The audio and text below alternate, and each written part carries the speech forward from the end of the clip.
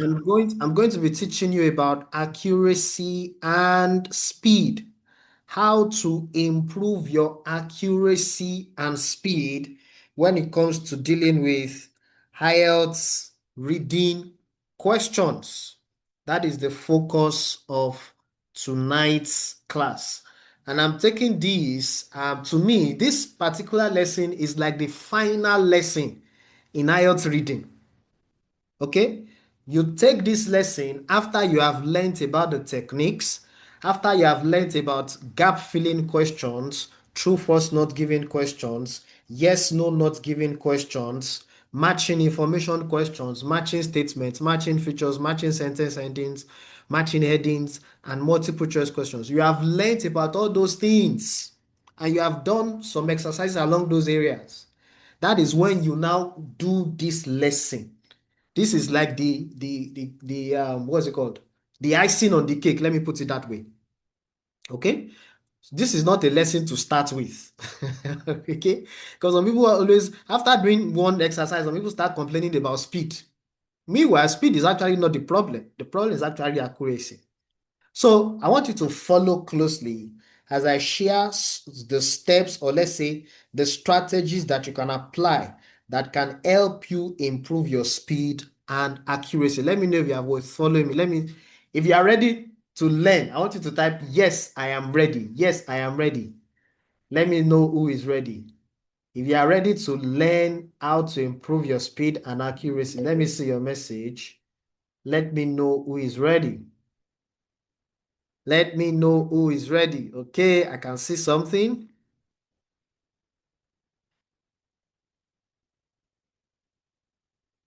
Very good. I can see your message.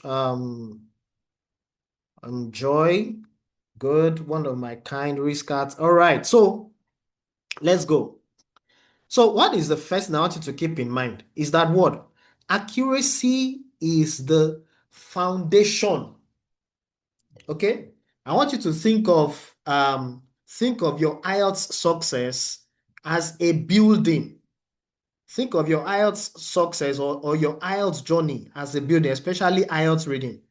And in a building, you are expected to have a foundation. Okay? A building should have a foundation. In fact, that's what you start with after you've gotten your plan and everything else. The first thing you set is your word, is the foundation. After the foundation, the next thing to now do is to start building. And one of the first things you put in place is the pillar. In IELTS reading, the foundation of your success is accuracy. What's accuracy? Accuracy is about what? Being able to figure out the correct answer. Being able to do what? To figure out the correct answer. Hope you get my point. That's accuracy. So whether it takes you 5 minutes to figure out the correct answer or it takes you 10 minutes to figure out the correct answer, the question you should ask yourself is this: did you get it right? That's the first thing that you should ask yourself. Did you get it right? So somebody sent me a snapshot, and in that snapshot, we are seeing that the person spent 2 hours on that exercise, and the person is complaining about the time. I'm not even bothered about the time. What I'm bothered about is what was your score. I always look at score first. That's what you should always look at first. Score. What's the score? That's accuracy. That's the measure of your accuracy. And that's the first thing you need to what? You need to check. Okay, that's the first thing you need to what? That you need to work on. Accuracy. Okay, and then the second thing to work on is your what? Your speed. What is speed all about? Speed basically is about how fast you are able to quickly locate the answer. Speed is about your ability to what? To quickly locate the what? To quickly locate the correct answers. Okay? Speed is about what? Quickly locating the what? Correct answers. That is what speed is all about. So like I said, the first thing we work on is what? Accuracy. And that's what I'm going to talk about first. And then we'll talk about speed. Now, the thing that you use to improve your accuracy and speed is practice. You see, there's nothing else that can help you master IELTS reading if you don't practice. There's nothing else, not even the teaching. lesson, the teacher comes to teach you and tells you, do it this way, do it this way, do it this way, do it this way. That's not going to help you improve. If you don't do that thing, if you don't practice doing that thing, you have to practice.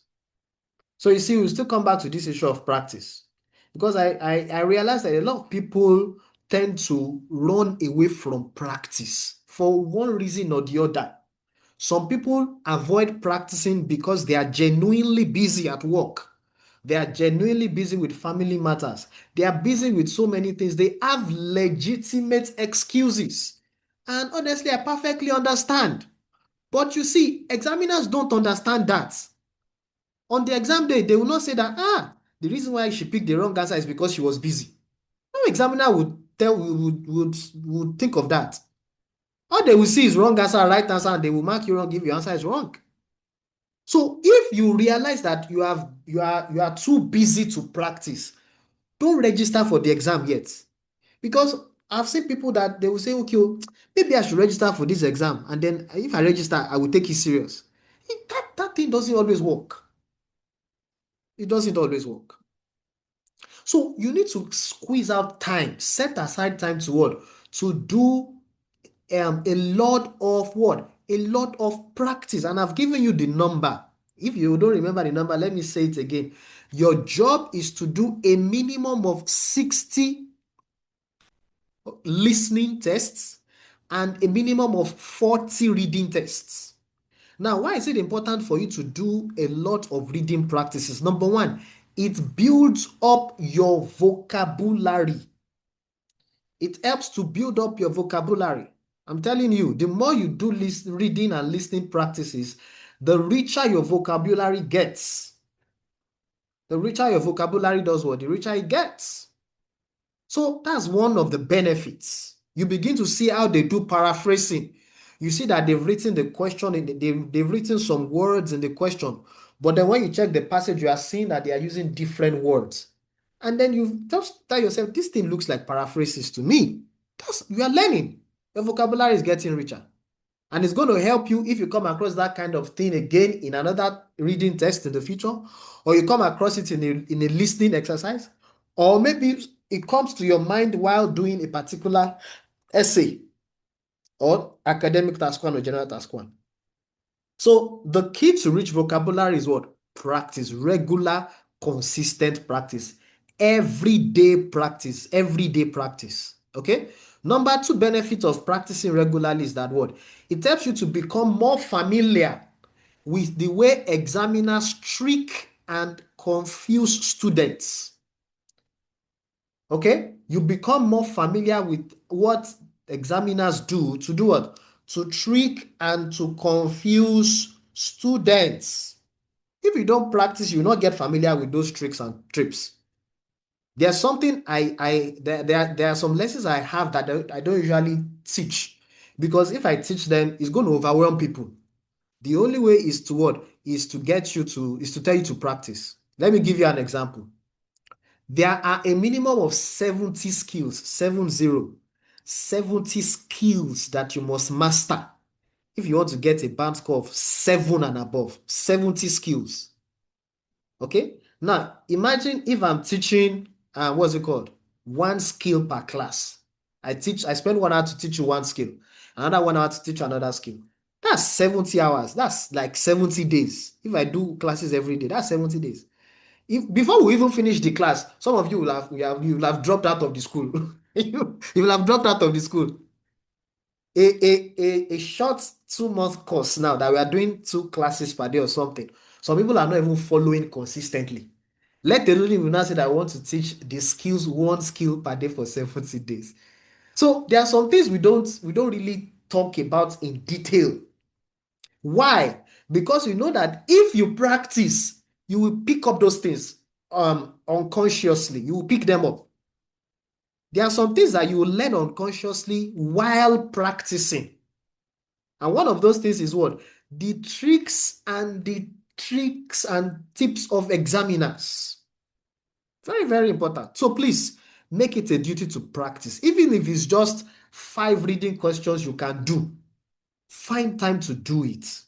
Or let's say find time to do them every day. Reading. Practice reading every day. That's number two. Number three is that what? When you practice regularly, you have the opportunity to apply the skills and strategies that you have been taught. So I said it during there was a class I took recently, and I was telling them that what? On the exam day, you will be answering questions. Okay? And what we have done is that what I've done during this class is that what? I have taught you some strategies and skills to use. If you don't exercise those skills, if you don't practice those skills and strategies, they will not become a part of you. They will not become automatic. They will not become, these skills and techniques should become second nature to you, such that on the exam day, it just flows naturally. You just do those things naturally. You understand now? For example, one of the things I always emphasize is that on the exam day, start by reading the question. Don't start by reading the passage. You will not believe that some people actually still end up starting with the passage on the exam day. That's the first thing they read. They read the passage first. And the problem is that what? If you do that thing, it's not likely you will finish the exam. You will not finish, you will not solve all the 40 questions. And why does that happen? It's because you have not gotten used to the idea of what? Of starting with the word, starting with the question. You have not practiced it to a point where you can say that, yes, so I am confident with this idea of starting with the question.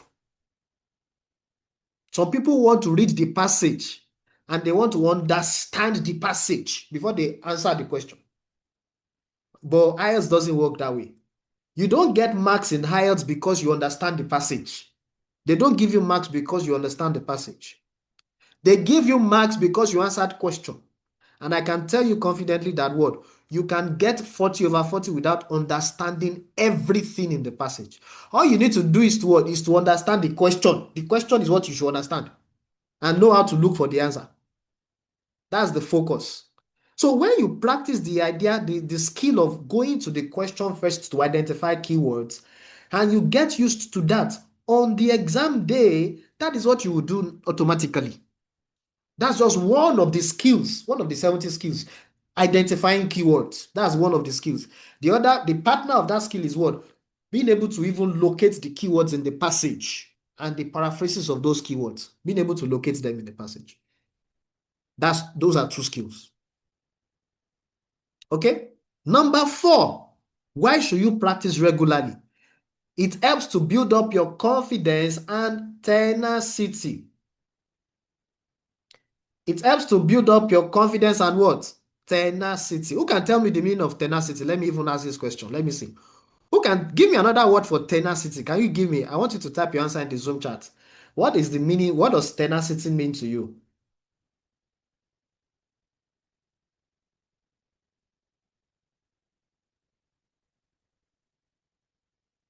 Anybody?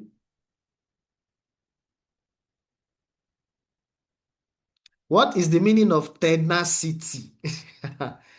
Tenacity. Another word for tenacity is what? Anybody who can try? Anybody who wants to give it a try? Another word for tenacity is what? Determination. Thank you very much. Very correct. Tenacity is determination. Let's check Google. Look at it. Tenacity. Look at it. Oh, tenacity. Determination is very, very correct. One word I like to use is grit. Grit. Look at all the synonyms here. Persistence. Persistence. Doggedness. Determination. Perseverance. Those are what? Those are words for what? Those are words to reflect what? Tenacity, single-mindedness, resolution, resolve, firmness, patience, steadfastness, constancy, staying power, staying power, staying power. That's a very good one. Look at this one that they wrote here at the bottom. Stick to itiveness. Stick to itiveness. So this ability or this let's say, yeah, let's call it ability. This ability can only be developed when you what? When you practice regularly. When you do what? Practice regularly. Tenacity and what? And confidence. Confidence means that what? You know that yes, this is the answer. I'm going to say something about that later on because it's not just enough to be confident. You must be able to explain that your answer. Some people can say that A is the answer, but they can't tell us why A is the answer. They can't tell us why. So those things are developed by practice. And then number 5 is that what? Regular practice helps you to sharpen your guesswork skills. It helps you to do what? To sharpen your guesswork skills. Hope you get my point. So in IELTS reading, there are times that you would do some guesswork, really, to be honest. Even me, some exercise, some questions, for example, maybe multiple choice questions. I do it a lot in multiple choice questions. I just do guesswork. If I say that a question is wasting too much of my time, I just do guesswork. In rare cases, I do guesswork for true, false, not given. Okay? But then, the idea of guesswork is what? A question is wasting too much of your time, and you don't want to stress yourself mentally so that you will not become fatigued mentally because you still have many more questions to answer. So you just do guesswork and move on. You understand now? Mental fatigue, one of the reasons I'm probably going to give you something about this later on. Maybe I'll send it as a voice note. One of the reasons for wrong answers in IELTS, or let me put it this way, one of the reasons that people fail IELTS reading is mental fatigue. Mental fatigue. What's the meaning of mental fatigue? When you are doing IELTS reading and you spend too much time on a question, eh? That act of spending too much time on a question will drain you mentally. That's it. So that's why they advise that what? Don't spend too much time on a question, especially if you see that that question is hard. Passage 3 question. Okay? So skip it. Do guesswork and skip it, and you can come back to it later on to preserve your word, to preserve your mental alertness. Let's put it that way. So we need to practice regularly. Why? Because it's one of the tools to build up our word, to build up our accuracy, and to build up our word, our speed. I hope you guys are getting my point. I hope you are learning from this lesson. Let me know if you are learning. I need to get feedback. I need to be sure that you guys are following me. I want you to drop a chat and say, yes, I am following you. I am learning.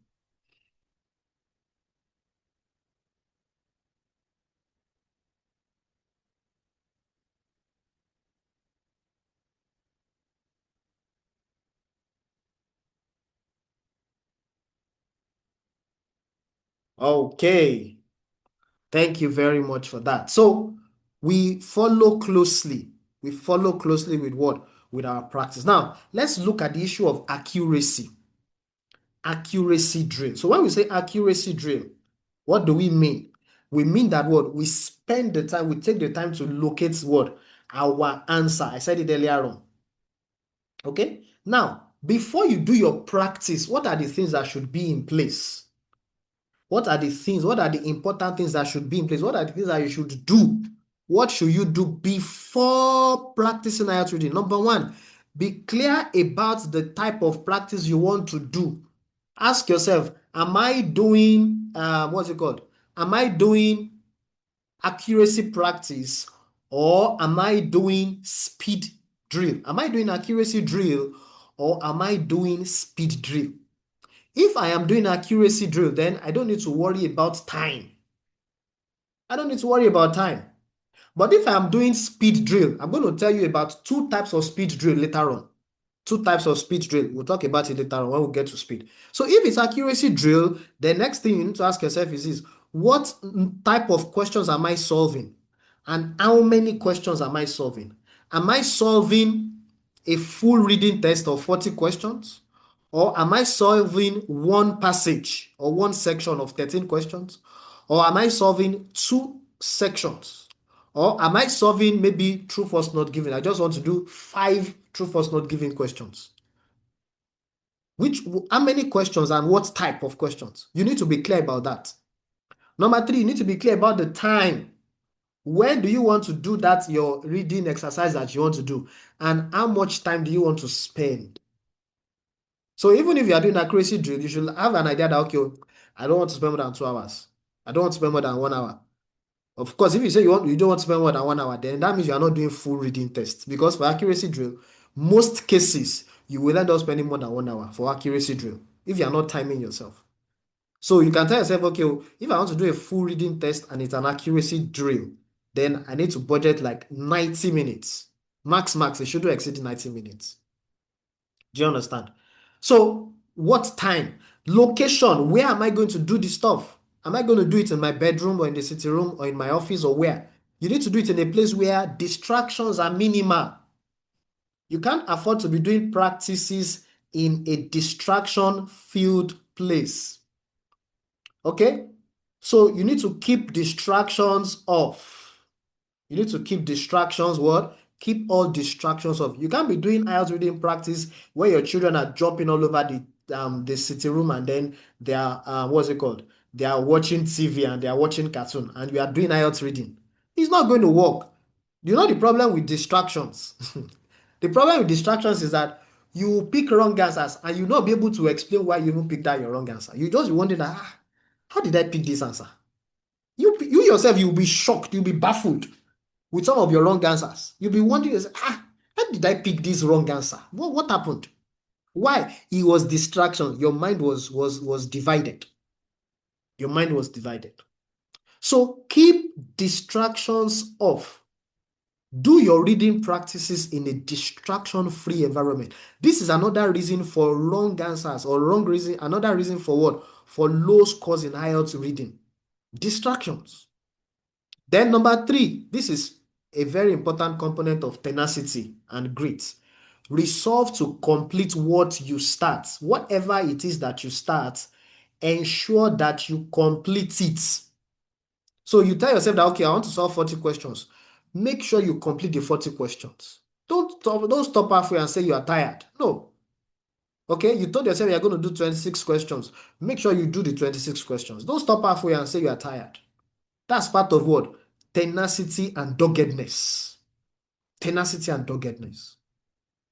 Okay? Now, if you are number 4 now, if you are taking paper-based tests, for those of you who are not in Nigeria, if you are taking paper-based tests, then I will advise you to print out your questions and practice on paper. That's part of the things to get ready before you practice. Print out your questions and practice on paper. If you don't want to spend money or maybe you don't have too much funds on hand, then you can practice with your computer. It's still better than doing nothing. Of course, if you are doing computer-based tests, then you have to practice with what? Practice with your computer. So you get your computer links ready. The links to the questions that you want to do, they should all be what? They should all be ready. Hope you get my point. So these are the 4 important things that you need to do when it comes to what? When it comes to pre-practice, things to do before you practice. Okay? Now, what do you do during your practice? During your practice, or let's put it this way, how do you practice? So this one that I have here is focused on accuracy drill. This thing I've written here, these 4 points I've written here now, they are majorly for what? Accuracy drill. So how do you do your accuracy drill? What are the things that you do during your accuracy drill? Number 1, follow the steps that you have been taught. Follow the steps. The steps that we taught you was what? You start with the what? You start with the questions.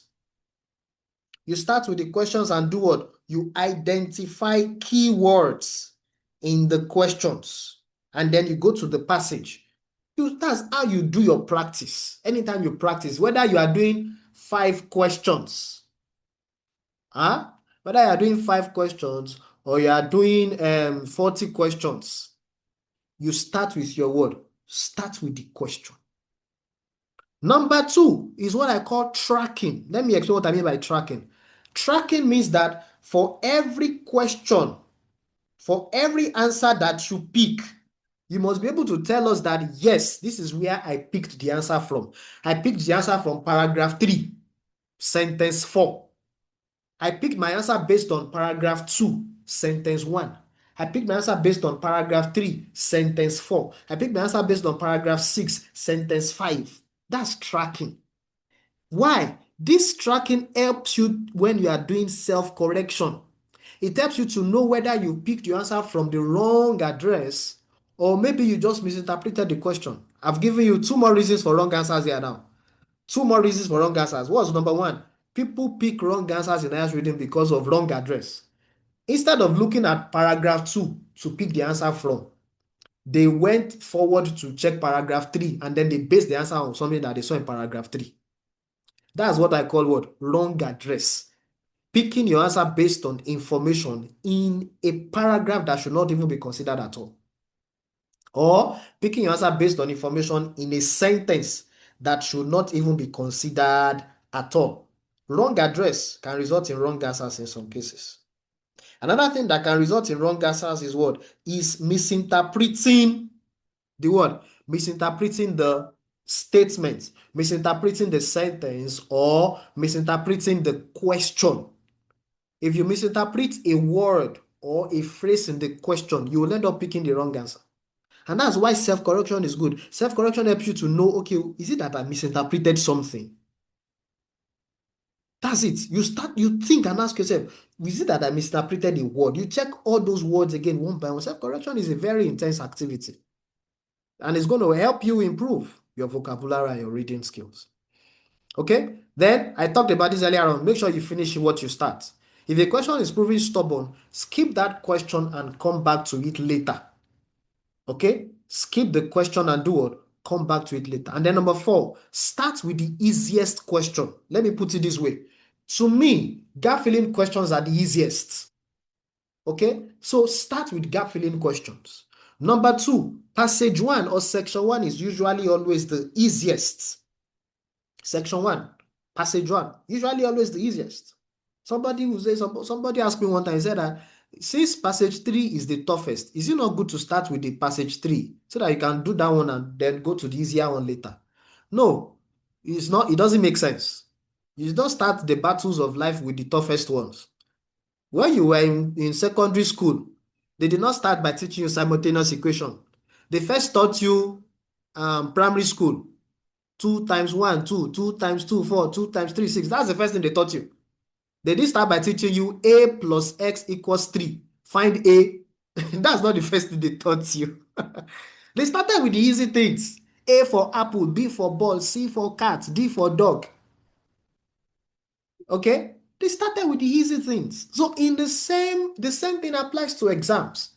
Start with the easy sections. Section 1 is the easiest. Gap filling questions are the easiest. Okay? And then after that, you move to the tough questions. Personally, I feel that multiple choice questions are the toughest. So I always like to do them last. Matching heading questions are multiple choice questions. And matching information, I do them last. Gap filling, true, false, not given, matching features, I do them first. Whichever one comes first. You understand now? So these are things you do whenever you are doing your work, whenever you are doing your accuracy drill, your accuracy practice. Okay? So I've talked about what to do before your practice. I've talked about what to do during your practice. And then now, what do we do after our practice? What we do after our practice is what we call self-correction. What did I say? Self-correction. In other words, you take time to go through your wrong answers and learn from your mistakes. Okay? Take time to do what? Go through your wrong answers. So let's say you solve 40 questions, and out of those 40 questions, you saw that 5 questions were wrong. Take the time to go through all those 5 questions one by one, and learn from your mistakes. Ask yourself this question. Look at number 2. For every question that you get wrong, ask yourself, how did I arrive at this my wrong answer? That's a question to ask yourself. How did I what? How did I arrive at this my what? At this my wrong answer? I tell people that what?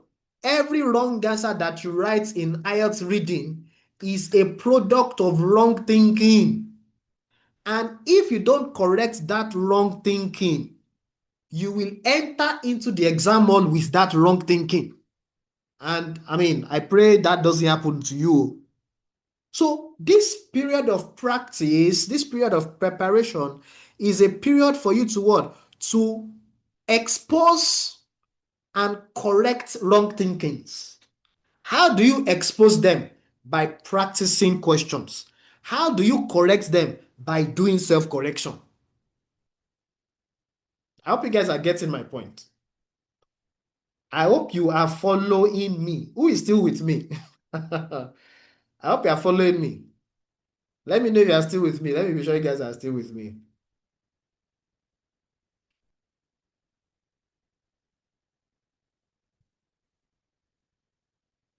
All right. Thank you very much. So your wrong thinking must be corrected before the exam day. Your wrong thinking must be what? Must be corrected before the exam day. And how do you correct it? Is by exposing yourself to as many questions as possible. And I've told you the number, a minimum of 40 full reading tests. So you ask yourself, how did I arrive at this my wrong answer? They said the answer is not given. I wrote, what's it called? I wrote false. How did I arrive at false? What did I see in the passage that made me to pick false? Is it because I misinterpreted something? Is it because I looked at the wrong sentence or the wrong, what's it called? Or the wrong paragraph? What's the reason? Ask yourself. Then number two, ask yourself this second question. Why is their own answer correct? So they said the answer is true. Why is it true? Go and check the passage and study the passage closely again to figure out why the answer is correct. Okay? As a rule, do not argue with the answer. Okay? Don't argue with the answer. I've seen some students, not many anyway, maybe one or two students, that will be arguing with the answer in the textbook, arguing with the answer in the website, as if they are the ones that wrote the textbook. No, don't argue with the textbook. Worst case scenario is that you will say that you don't understand why the answer is correct. That's the worst case scenario. Okay? And if you don't understand why the answer is correct, just skip it and move on to another thing. There are so many questions to practice that you shouldn't be worrying yourself about one question that is somehow complicated that you can't figure out. Go and practice other things. Go and practice. You have many more questions to practice. The journey is long. The journey is so very long for you to get yourself but good with one question that you don't understand why the answer is this answer. So ask yourself, why is the answer correct? Number three is what? What new lesson have I learned that can help me prevent this kind of mistake in the future? What new lesson have I learned that can do what? That can help me to prevent this kind of mistake in the future? These three questions are the questions that will help you to what? To improve your accuracy. These are questions to ask yourself every time you do accuracy drills. You understand now? And then what do you do after every practice? You must be able to explain all your answers. If not all your answers, you must be able to explain 90%. And your explanation must be correct. In other words, if you send me a snapshot of what you have done, and I ask you, okay, your answer for number 22 is Roman figure 2. I can just ask you, why is it not Roman figure 4? Why is it Roman figure 2? You should be able to explain to me why. And your explanation should be logical to me. That's what I mean by this point number 3. If you pick a particular answer in IELTS reading and you cannot explain that answer to somebody else, especially a colleague of yours who is also taking IELTS or your teacher, that means that your answer that you picked is just guesswork you did. You just did guesswork. Guesswork is okay, but you see, you can't answer 40 questions in IELTS based on guesswork. Maximum, you can try to say you want to answer 2 questions based on guesswork.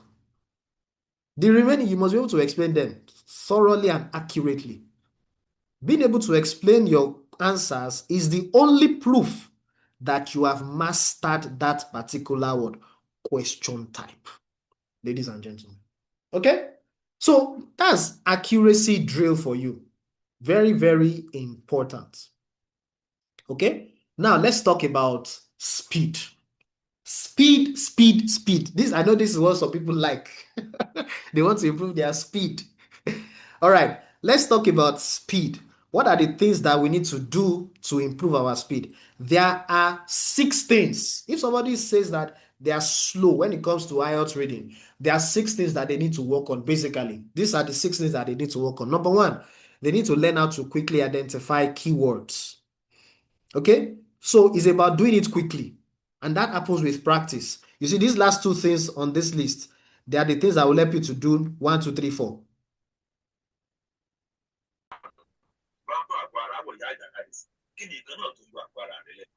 So, ladies and gentlemen, what is my point? My point is that 1, 2, 3, 4. Okay? 1, 2, 3, 4. Identifying keywords quickly, scanning through the passage quickly, analyzing information quickly, doing guesswork for stubborn questions. These 4 things are the things you do whenever you practice, whenever you do the 10 minutes drill, and whenever you do the 55 minutes drill. These 2 drills are the drills that will help to improve your what? That will help to improve your.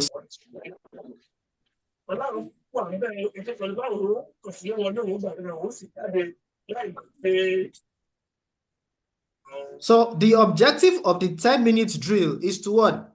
Is to improve your ability to quickly solve what? To quickly solve passage 1 questions. Okay? And like I said, passage 1 questions are the easiest. So if they are the easiest, you must be able to quickly deal with them. And the target I give myself anytime I'm doing a full reading test is to what? Is to quickly solve passage 1 questions in 10 minutes. Quickly solve section 1 questions in 10 minutes. And how do I improve that ability? Is by doing what I call the 10 minutes drill. So how do we do the 10 minutes drill? You do the 10 minutes drill by getting a compilation of passage 1 questions, section 1 questions. So you go to that our site. So for example now, let me see. So the site that we usually use is this website, engnovate.com. You just go to the site and go to the reading section of the site. I'm showing you, if you are doing computer-based, this applies to you very well. If you are doing paper-based, then what you will do is you get a PDF compilation of passage 1 questions for this exercise. PDF compilation of what? Of passage 1 questions. But if you are doing computer-based tests, then what you are going to do is basically passage 1. We are going to practice with computer-based sites. So you come to this site, for example, and then you go and let's say you are preparing for IELTS academic. You click on academic. You click on what? You click on academic. So I'll click on academic here. I'm showing you how to do the 10 minutes drill, ladies and gentlemen. You click on academic. So academic is going to load very soon. Let's wait for it to load. So the idea is to identify and to select about 6 to 10 passage 1 questions. 6 of them, minimum of 6. Okay? 6 to 10 passage 1 questions. This thing is not loading on time. I don't know why it's not loading.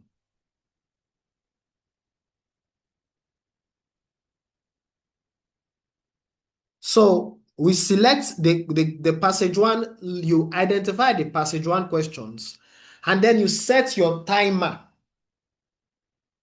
Okay? You set the alarm of your phone for what? For 10 minutes. For how many minutes? For 10 minutes. So once the alarm rings, so you start the alarm. Once you start the alarm, you start solving the questions.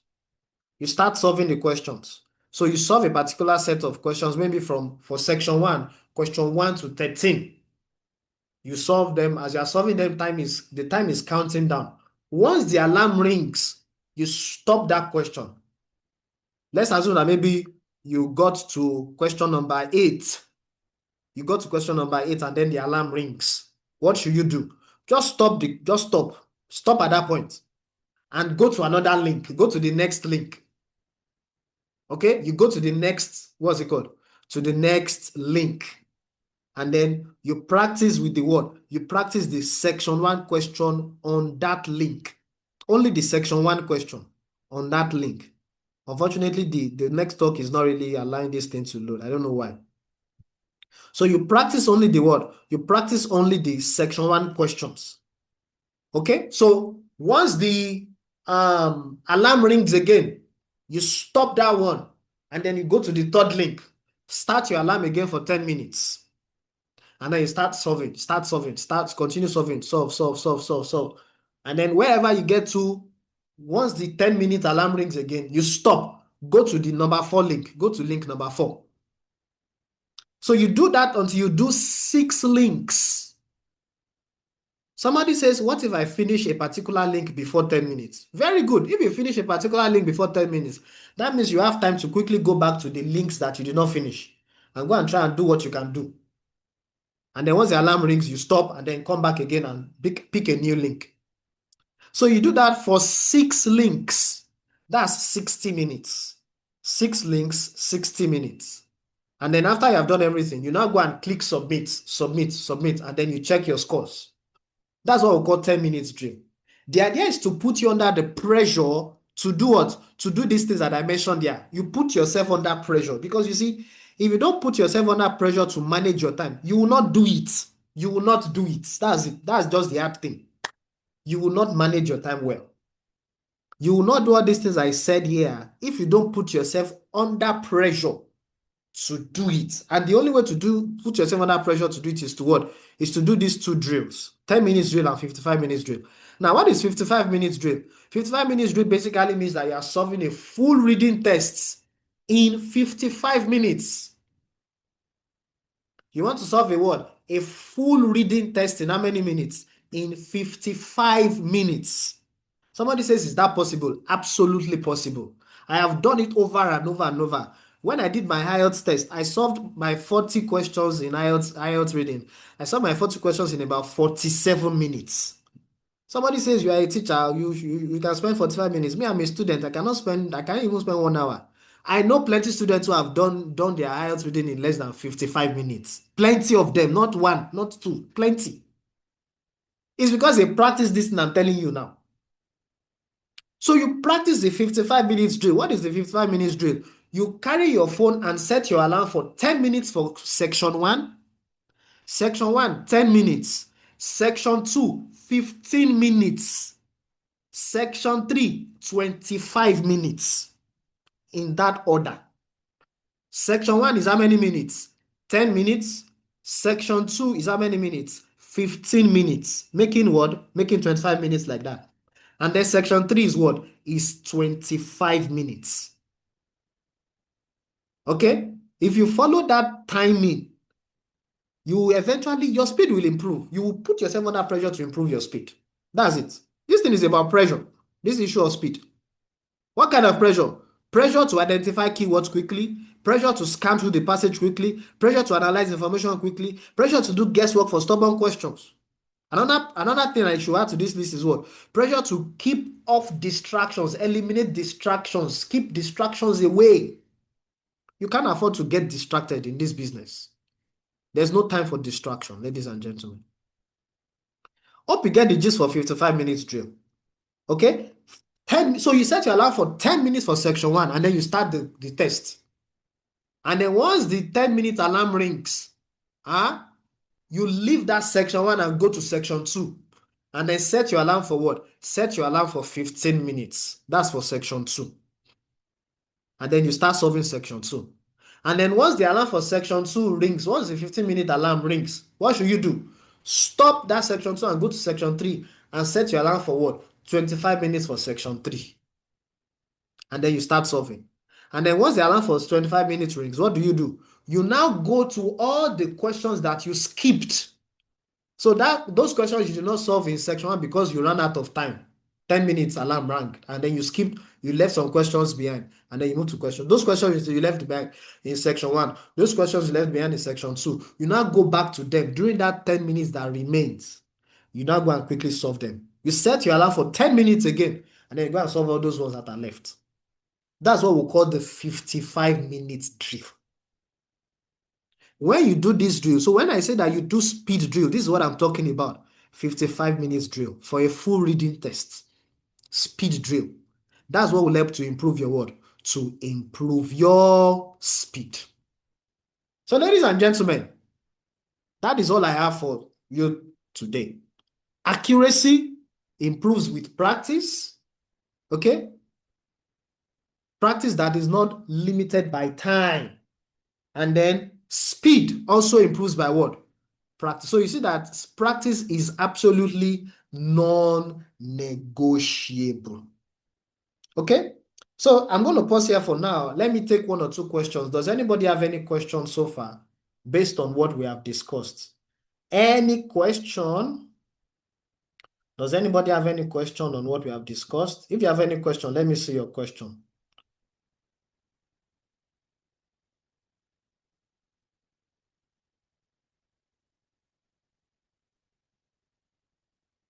Any question?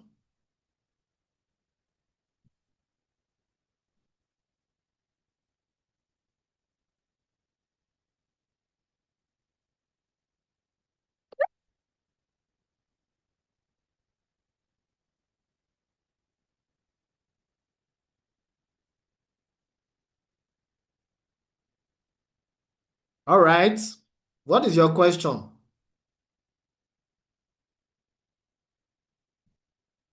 What is your question, Olaoluwaseun?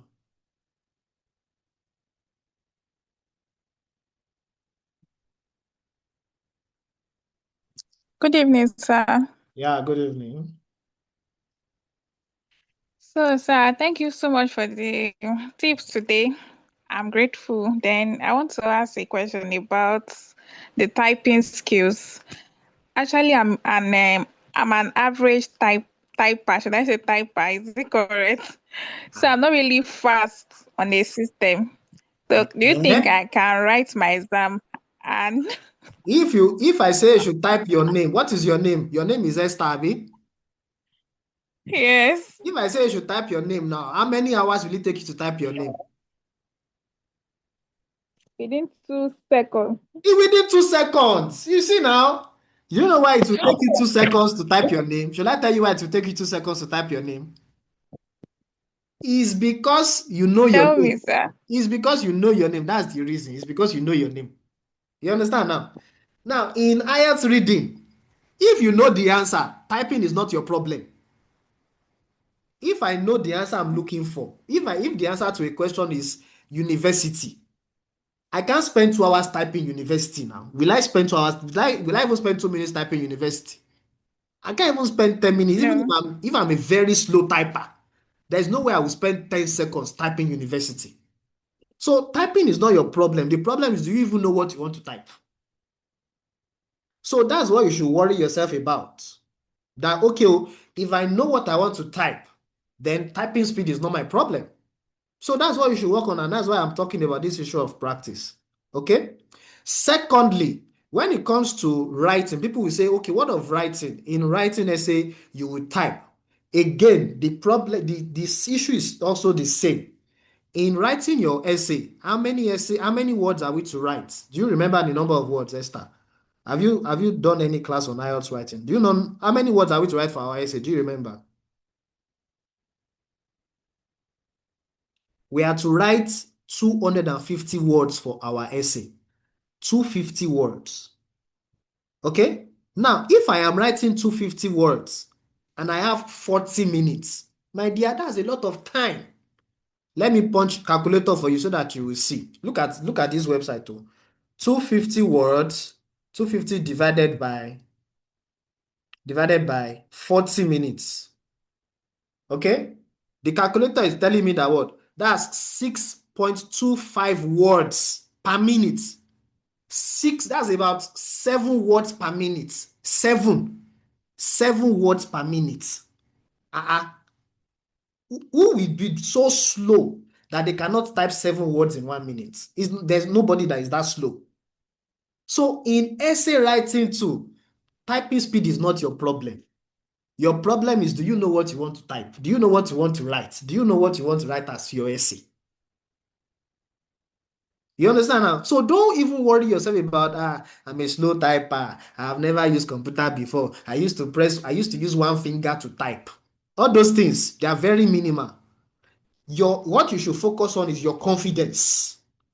If you are afraid on the exam day, whether you are writing with biro or you are typing, your fear will slow you down.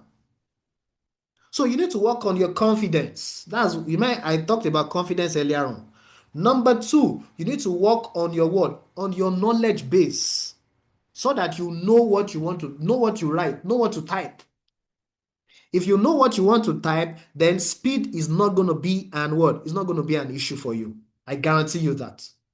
So it still comes back to the issue of what? Practice. Practice with your computer to build up your word, to build up your vocabulary, to build up your skills, and to build up your word, your confidence. I hope you get my point. All right. Any other question? Any other question? Any other question? Okay. If there's no other question, then I guess we're going to wrap it up on that note. So I'm going to drop the link to one or two more exercises for you to do, so that you can further improve in this thing. All right. So thank you very much, everybody. Enjoy the rest of your evening.